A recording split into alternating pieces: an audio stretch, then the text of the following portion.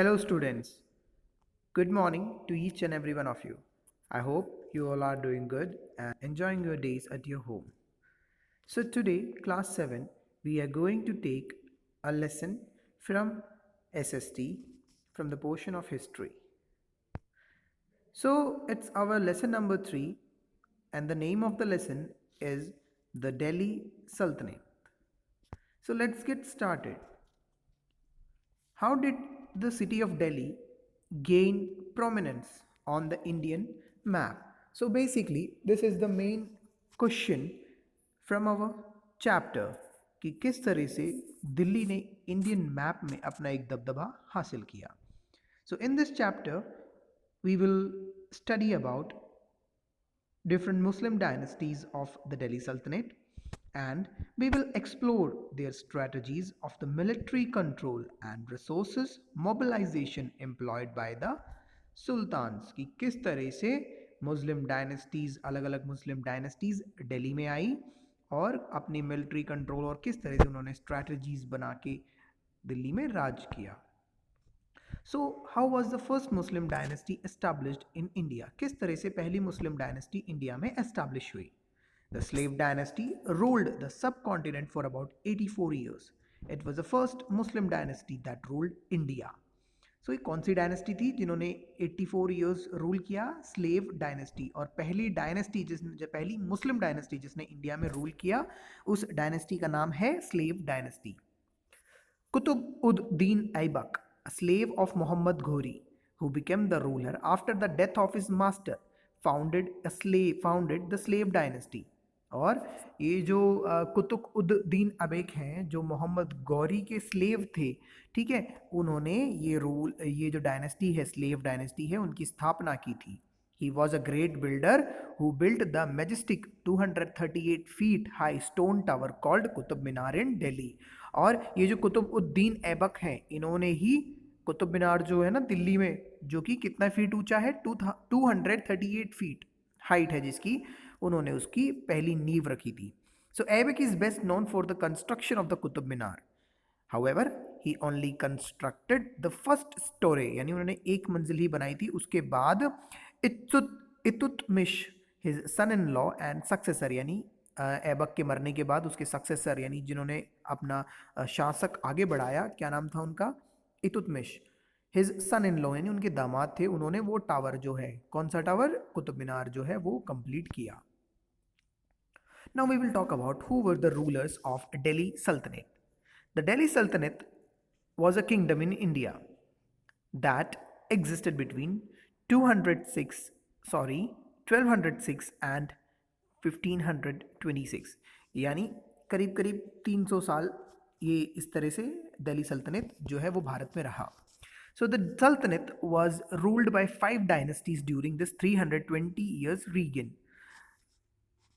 It's not reign, it's a reign.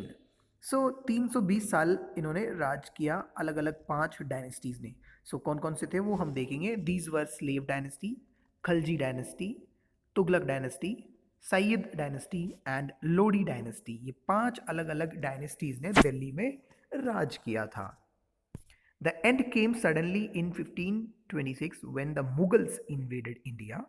यानी Mughals ने भारत पे आके जब 1526 में हमला किया तब ये डायनेस्टी जो थी मुस्लिम डायनेस्टी ये ख़त्म हो गई थी. And defeated Lodi army in the first battle of Panipat, यानी पानीपत की पहली लड़ाई में जो लोडी डायनेस्टी है उनको जो मुगल्स हैं उन्होंने हरा दिया था. दिल्ली सल्तनत was founded in 1206 by Qutub Uddin Aibak. जैसा कि मैंने पहले भी आपको बताया, कुतुब उद्दीन ऐबक जो है वो दिल्ली सल्तनत के फाउंडर है. और वो उन्होंने कौन से इसकी स्थापना की थी? कौन से डायनेस्टी? स्लेव डायनेस्टी, क्योंकि वो खुद एक स्लेव थे किसके? मोहम्मद गौरी के. ठीक है, तो उन्होंने कौन सी डायनेस्टी करी थी? Slave dynasty. The last emperor of the Delhi सल्तनत वॉज इब्राहिम लोडी. और जो दिल्ली सल्तनत के जो सबसे लास्ट के जो सुल्तान जो थे वो क्या नाम था उनका? Ibrahim Lodi. He died in 1526 fighting the invading Mughal army, the only emperor of the Sultanate to die on the battlefield. और 1526 में मुगल से लड़ते हुए जो इब्राहिम लोदी थे, उनकी जान चली गई थी और इस तरह से लोदी डायनेस्टी भी ख़त्म हो गई थी। और इब्राहिम लोदी एक ऐसे ऐसे क्या बोलते हैं सुल्तान थे जो फाइट करते हुए यानी लड़ाई में फाइट करते हुए मरे। The 320 years of Delhi Sultanate are divided into 5 sub periods based on the reigning dynasty at that time। तो दिल्ली सल्तनत को हम 5 डायनेस्टीज में भी डिवाइड कर सकते हैं क्योंकि 5 अलग अलग डायनेस्टीज ने इनको रूल किया था। At 94 years, the Tughlaq dynasty was the longest reigning dynasty। सबसे ज़्यादा राज कौन सी डायनेस्टी ने किया था? तुगलक डायनेस्टी ने। कितने साल? 94 ईयर्स। और उसके बाद खलजी जो डायनेस्टी है उन्होंने सिर्फ 30 ईयर्स ही दिल्ली पे रूल किया था। ये हमारा एक इमेज हम देख लेते हैं 320 ईयर्स ऑफ दिल्ली सल्तनत कि किस तरह से 5 सल्तनत ने रूल किया था। पहले हम सबसे ऊपर ग्रीन कलर में देखते हैं स्लेव डायनेस्टी, उन्होंने 1206 से 1290 तक रूल किया, दैट इज 84 ईयर्स। फिर हम देखते हैं येलो में खलजी डायनेस्टी जो कि सबसे कम उन्होंने रूल किया, उन्होंने सिर्फ 30 ईयर्स रूल किया एंड वो उन्होंने रूल किया फ्रॉम द ईयर 1290 टू 1320 तक। उसके बाद आती है तुगलक डायनेस्टी जिन्होंने सबसे ज़्यादा साल दिल्ली पे शासन किया, वो 94 ईयर्स तक उन्होंने रूल किया। और कौन से साल से कौन से साल तक उन्होंने रूल किया? उन्होंने रूल किया 1320 से 1414 तक। उसके बाद तुगलक डायनेस्टी के बाद आई Sayyid dynasty, that is in purple colour. उसके बाद पर्पल कलर में 37 ईयर्स उन्होंने सैयद डायनेस्टी 37 ईयर्स रूल किया, दैट इज फ्रॉम 1414 टू 1451। उसके बाद सैयद डायनेस्टी को लोडी डायनेस्टी ने टेक ओवर किया और लोडी डायनेस्टी ने 75 ईयर्स दिल्ली पर रूल किया, that is from the year 1451 to 1526। उसके बाद लोडी डायनेस्टी को मुगल्स ने हरा दिया था पहली पानीपत की लड़ाई में। How did we come to know about the Delhi sultans? अब हम दिल्ली के सुल्तानों के बारे में हम लोगों को यानी हिस्टोरियंस जो हैं उनको किस तरह से पता लगा? Most of the information about the history of Delhi comes from the inscription, coins and architectures। जैसा कि आपको पता है हिस्ट्री को हम कैसे देखते हैं, दीवारों पे लिखे होते थे पहले आदि मानवों के, लेकिन यहाँ पे जो थे हमको सुल्तान्स के बारे में पता चला इंस्क्रिप्शंस के बारे में, यानी अलग अलग बुक्स में लिखे होते थे, कॉइन्स में लिखे होते थे और अलग अलग उनके बनाने के तरीके, जो आर्किटेक्चर है उनका, रहने का तरीका, उनके घरों का, महलों का तरीका, उनकी वजह से पता चला कि सुल्तान्स होते हैं। Of these, the most important source includes sources included the historical accounts written in Persian, also known as तवारीख। तो इन सब में सबसे ज़्यादा एक इम्पोर्टेंट चीज़ और थी, दैट इज़ कॉल्ड तवारीख, जो कि पर्शियन लैंग्वेज में लिखी होती थी और ये एक तरह से उस पर रिटर्न में लिखते थे, पर्शियन में लिखते थे। All the tawarikhs were written mostly in praise of the sultan. तवारीख ज़्यादातर राजा महाराजाओं की बढ़ाई करते हुए लिखते थे। Tawarikh were written by scholars to please the rulers and earn rewards. जो तवारीख को कौन लिखते थे? उनको बड़े बड़े स्कॉलर्स लिखते थे। और किस लिए लिखते थे? ताकि वो राजा महाराजाओं को खुश कर पाए और उनसे अवार्ड जीत पाए। Thus, the records does not always portray the actual condition of the time। इसलिए जो भी कुछ तवारीख पे लिखा हुआ है वो बिल्कुल सही है ऐसा हम नहीं बोल सकते। ये एक तवारीख की इमेज है, दिस इज द तवारीख। इस तरह से जो स्कॉलर्स जो थे ये तो इसको पोर्ट्रे करके फ्रेम में करके रख रखा है, ठीक है। This is a tawarikh during the reign of the Delhi Sultanate, उसमें से एक है। ये पर्शियन लैंग्वेज है, जिस लैंग्वेज में ये लिखा हुआ है वो है पर्शियन लैंग्वेज, ठीक है। आप अच्छे से देख सकते हैं इस इमेज को। इसमें सारे राजा महाराजाओं के, सारे तो नहीं मतलब किसी एक डायनेस्टी के महाराजा के बारे में प्रेज करके, उनकी बढ़ाई करते हुए ये लिख रखा है। Now next point is how did the Delhi Sultanate expand from a garrison town to an empire? अब किस तरह से garrison town से दिल्ली सल्तनत जो है एक बड़ा एम्पायर बना, ये हम यहाँ पे पढ़ेंगे। The rule of Muslims started with Qutubuddin Aibak, the first ruler of slave dynasty in 1206। जैसा कि आप लोगों ने स्टार्टिंग से हमने बार बार पढ़ रहे हैं हम, कुतुबुद्दीन ऐबक जो है वो पहले स्लेव डायनेस्टी, पहले जो एक सुल्तान बने दिल्ली के, जो कि स्लेव डायनेस्टी की उन्होंने स्थापना भी करी in the year of 1206। They first controlled the fortified town and depended on the surrounding areas for supply of good। They used to plunder the nearby areas if people refused to fulfill their demands of good। पहले वो एक एक शहरों को, राज्यों को हासिल करते थे और उसके बाद उसके अंदर जो भी सप्लाई की ज़रूरत पड़ती थी वो अड़ोस पड़ोस के शहरों से, देशों से, वो लोग क्या शहरों से या फिर छोटे छोटे टाउन से वो लोग उसकी पूर्ति करते थे। और अगर वो पूर्ति नहीं हो पाती थी तो वो क्या करते थे, दे यूज टू प्लंडर, यानी उन पे हमला करना, उनको परेशान करना, ये सब लोग करते थे। During the reign of Balban, Alauddin Khilji and Mohammad bin Tughlaq the control expanded to nearby areas as well. और उसके बाद के जो बलबान है, अलाउद्दीन खिलजी है, उन्होंने भी अपने अड़ोस पड़ोस के एरियाज को क्या कर दिया, एक्सपेंड करना शुरू कर दिया। एक्सपेंड करना यानी हमला कर करके अपने राज्यों को बढ़ाने लग गए। From 1296 to 1351, the external frontiers were controlled by sultans. They extended their boundaries to further south through plundering, capturing armies, and collecting precious gems and jewelry. The forest land was cleared for agriculture purposes. Many people were converted to Islam. Interreligion trade was promoted along with exploring new trade routes. This led to the establishment of an empire from Garrison town. सो एक अलग अलग चीज़ें इन्होंने करी, जैसे जो बड़े बड़े क्या बोलते हैं फॉरेस्ट थे, जंगल थे, उनको काट के इन्होंने फार्म्स कृषि के लिए बना दिए, यानी फार्मर्स को दे दिया। और बहुत सारे लोगों को उन्होंने मुस्लिम्स में कन्वर्ट कर दिया, ठीक है। और आर्मीज़ बनाने लगे और जो भी खजाने वगैरह मिलते थे उनको कलेक्ट करने लगे। सो इस तरह से उन्होंने बहुत सारी चीज़ें एक्स्ट्रा एक्टिविटीज़ में जो है वो करने लगे, जिससे वो एक छोटी सी जगह से धीरे धीरे एक्सपेंड होते होते बहुत बड़ा एक डायनेस्टी या फिर एक क्या बोलते हैं, एक एम्पायर बना। तो इस तरह से हम देखते हैं ये अलाउद्दीन खिलजी जो है वो कैसे साउथ इंडिया तक पहुंचे। दिल्ली से उन्होंने चालू किया, फिर एक एक साल में, जैसे 1299 में हम देख सकते हैं वो दिल्ली से गुजरात गए। उसके बाद 1301 में देखते हैं रणथंबोर में आए। 1302 से 1303 तक वो वारंगल में आए, देखिए घूमते हुए।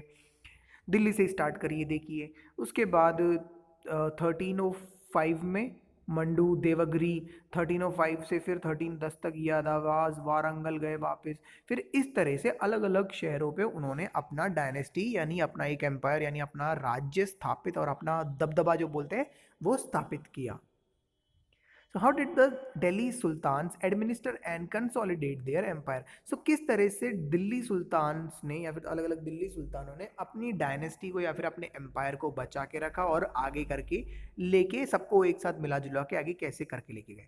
तो यूजेस ऑफ स्लेव, तो पहला पॉइंट जो इसमें है, uses of slaves to assist in the functioning of the administration, यानी जो इनके स्लेव्स थे उनको ये क्या करते थे, एक दर्जा देते थे कि हाँ आप हमारी इसमें मदद करो तो हम आपको ये करेंगे। तो इस तरह से स्लेव्स की हेल्प ले लेके इन्होंने अपने सारे एडमिनिस्ट्रेशन को बना के रखा। इक्ता एंड इक्तादार सिस्टम, इक्ता यानी जमीन होती है, इक्तादार यानी जो जमीन के ऑनर होते हैं उनको बोलते हैं इक्तादार। सो इस तरह से लोगों को उन्होंने जमीन देने लग गए, अपने ही मिलिट्री के जो लोग हैं उनको ज़मीन देने लग गए, और उनको और ज़्यादा अपने वो लोग अपने भाई बहनों को या इस तरह से रिश्तेदारों को देने लग गए। तो एक एक एक एक करके इस तरह से उनकी जो लैंड है वो एक्सटेंशन होता गया और सभी लोगों को भी उन्होंने अपने साथ में खुश करके रखा। Appointment of accountants, domination over samantas, tax implementation. So इस तरह से एक एक करके हम अलग अलग 3 पॉइंट्स और देख सकते हैं। इस तरह से एक एक करके ये क्या करने लगे, दिल्ली सुल्तान जो है अपने लोगों को, अपने दिल्ली सल्तनत को इस तरह से वो लोग एक्सपेंड करने लगे और अपने एडमिनिस्ट्रेशन में, एडमिनिस्ट्रेशन बोलते हैं तो अपने अंदर की, अपने जो अंदरूनी जो काम होते हैं, जैसे कि आपस में ये लोग बैठ के बात करते हैं तो उन सबको खुश करके रखते हैं ताकि सब लोग एक साथ एकजुट होकर आगे तक चले और दिल्ली के सुल्तानों की मदद कर सके। Now, how were the policies of Alauddin Khilji different from those of Muhammad bin Tughlaq? अब इनमें भी अलग अलग स्ट्रैटजीज होती थी, मतलब किस तरह से ज़्यादा पैसे कमाएं, किस तरह से एक से बढ़ के एक बन के दिखाएं। एक राजा सोचता था कि मैं सबसे ऊंचा हूँ, मुझे किस तरह से ऐसा क्या काम करना है जो मैं पहला जो राजा था, मुझसे पहले जो राजा था उससे भी मैं महान बनूं या अच्छा बनूं। तो इस तरह से तो स्ट्रैटजीज ये लोग फाउंड करते थे। पहला पॉइंट हम देख सकते हैं स्ट्रैटजीज इस तरह से फाउंड करते थे कि एक राजा मतलब दूसरा कोई हमला इनके ऊपर ना कर सके, ये दूसरों तीसरे किसी तीसरे के ऊपर हमला ये करें तो इनकी जीत ही हो। तो इस तरह से अलग अलग स्ट्रैटजीज फाउंड करते थे। फिर आता है हमारा फोर्टिफिकेशन। फोर्टिफिकेशन में क्या होता है, ये अलग अलग मंत्रियों को साथ अपने बिठाते थे, उनसे विचार विमर्श करते थे, कभी कभार फ्रेंड्स बनाते थे अपने अलग अलग मंत्रियों को, ताकि कई बार ये युद्ध करे बिना ही क्या बोलते हैं वो राज्यों के ऊपर अपना दबदबा बनाए रखें। फिर टैक्सेस एंड करेंसी, अपने लोगों के बीच में भी टैक्स लेने लगे ताकि जो खजान है या फिर जो खजाना है वो भरा रहे और लोगों की हेल्प बाद में भी होती रहे, फिर उनकी जो आर्मी है या फिर जो राजा महाराजा हैं वो कंटिन्यू अपने सल्तनत को बना के रखे। तो इस तरह से वो टैक्सेस भी और करेंसीज भी कलेक्ट करने लगे। अब हम बढ़ेंगे what happen to this Delhi सल्तनत in the 15th and 16th century. तो क्या 15th और 16th सेंचुरी में क्या हुआ दिल्ली सल्तनत में? The dynasty of the Delhi सल्तनत, the लोडीज, 1115 to 1526 were involved in the incessant civil order. By the early 15th and 16th century, the borders of Delhi Sultanate were reduced. Between 1580 and 1526, Babur invaded India 5 times, यानी 1518 से 1526 तक बाबर जो है उन्होंने 5 बार India पे हमला किया फाइनली। और उन्होंने फाइनली कब इब्राहिम लोदी को हराया? इन द ईयर 1526 में, जो हम स्टार्टिंग में पढ़ चुके हैं। अब हम हमारा चैप्टर तो हमने इन शॉर्ट बोल सकते हैं खत्म कर दिया है। अब हम इसकी समरी पढ़ेंगे। First point, Delhi became an important capital city under the Delhi सल्तनत, क्योंकि अलग अलग दिल्ली सल्तनत बनी है, दिल्ली के सुल्तान बने, उन्होंने अलग अलग शहरों पे राज किया, हमला किया, तो दिल्ली जो है वो बहुत एक इंपॉर्टेंट सिटी बन गया था। द 5 इंपॉर्टेंट डायनेस्टीज कौन कौन सी थी दिल्ली सल्तनत की? Slave dynasty, Khalji dynasty, Tughlaq dynasty, Syed और लोडी डायनेस्टीज। और इसके बाद थर्ड पॉइंट हम पढ़ेंगे, द स्लेव डायनेस्टी किसने फाउंड किया था? Qutubuddin Aibak.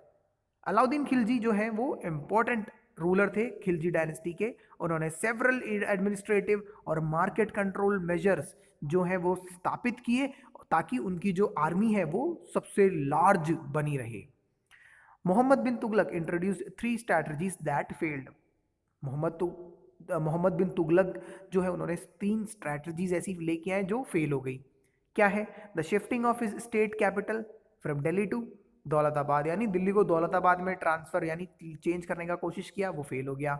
The introduction of token currency, यानी टोकन, पैसे की जगह टोकन देते थे, वो भी फेल हो गया। And increase in land tax, और जो टैक्स देने का जो तरीका था वो बहुत ज़्यादा इंक्रीज कर दिया था उन्होंने, यानी लोगों पे टैक्स बहुत ज़्यादा उन्होंने लगा दिया था। तो इसीलिए वो भी उनकी स्ट्रैटेजी जो थी वो फेल हो गई थी। After the Tughlaq, the Delhi Sultanate started apart, falling from the Sayyids and Lodis ruled until 1526। तो तुगलक्स के बाद दिल्ली सल्तनत जो है सैयद और लोडी ने रूल किया और उसके बाद 1526 तक उन्होंने रूल किया। उसके बाद जो दिल्ली की जो सल्तनत है वो बिगड़ गई। तो ये था हमारा चैप्टर द दिल्ली सल्तनत कि दिल्ली में किन्होंने किस किन राजा महाराजाओं ने रूल किया, किन किन सुल्तानों ने रूल किया। तो ये सारी चीज़ें हमारे इस चैप्टर में हमने पढ़ी। आई होप आप सब लोगों को समझ में आया होगा। If you guys have any doubt please comment below और you can WhatsApp me. Till then take care, thank you very much.